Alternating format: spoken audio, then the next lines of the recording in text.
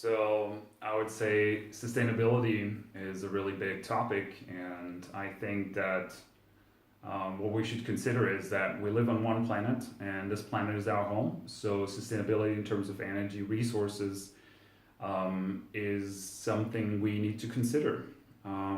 But that doesn't necessarily mean that you should always switch off your lights and never use your car or a plane again. Basically, what I think you should consider is to think outside the box. And what that means is basically, we've seen in history there have been cases, for example, when you look at the the horse carriages in New York City around 100 years ago. Basically, horse carriages was the main mode of transportation at that time. And what we saw back then was that the horses would defecate in the streets. And so there was it would pile up in the streets and it would stink and it would be really disgusting and people didn't know what to do about it. So they thought that within the next decade or so, New York will basically go under in all this waste in the streets. And suddenly a new invention came along and it was the car. And outside of the car, basically the car would just, it would just be gas and air coming outside the car. So nobody really thought of it as a problem at all. It was the solution to a problem. And basically you think about it 100 years forward, you're looking at the car and right now we say, well, it's emitting CO2 into the atmosphere. So we think that right now this is a huge problem. People use their cars every day. It's all over the streets, all over the world. And basically we think it's contributing to polluting the climate. So we should do something about it. But here we are, and I think we are in a constant transition. We have new technologies coming along. And in terms of transportation, we're looking at the electrification of transportation really soon. We already have hybrid cars and electric cars on the streets right now, but within the next 10 years, we will see an increase that will be exponential.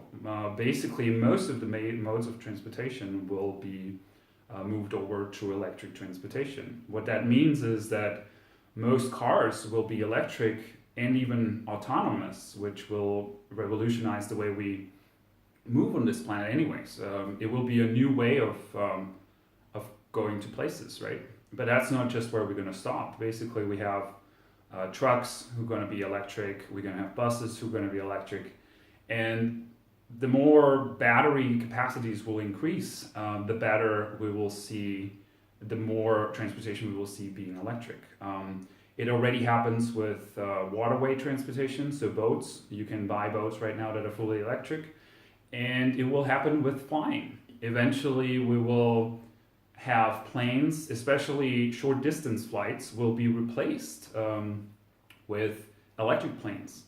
It's just a battery capacity thing, but eventually we also will be able to do that long distance. When we look at different kinds of technologies, really interesting to mention is Elon Musk here. Elon Musk is the CEO of Tesla, an electric car company, and also SpaceX. SpaceX is a rocket company. It's trying to make it a lot cheaper to fly to outer space. And his final goal, for example, is to fly to Mars. What's really interesting about this is just a month ago he was talking about it, and usually companies who say, oh, we want to fly to Mars, they basically every year they put out a new plan and they say, well, it will be 5 years from now, 10 years from now. And what he did, originally a couple of years back, he said he wants to fly to Mars in 2026. And this year he said, well, actually we can do it faster. We will fly to Mars in 2022, which is pretty impressive. 2024 will be, according to him, the first people flying to Mars. Now, why am I telling you this? Besides the fact that this would be really interesting to be a multi-planetary species, he also has this new rocket that he's going to do it with. It's called the BFR rocket. And basically what it does is it's a reusable rocket. And this is basically the first time anybody ever was managing to do that. So he can fly to outer space with fuel and then land the rocket again and reuse it. And so what that also means is that he said he's going to use this for orbital and transorbital transportation on planet Earth. and he says that he will be able to fly anybody he wants, around the planet within half an hour to an hour, anywhere on the planet. What that means is that currently a flight from LA to Sydney is going to take you 10-15 hours. And basically, he's taking the same amount of fuel that a conventional airplane would take. He would shoot 200 people into outer space. They would orbit around the planet and then land in Sydney within 45 minutes. And it wouldn't actually pollute the environment anymore than a conventional flight already would do.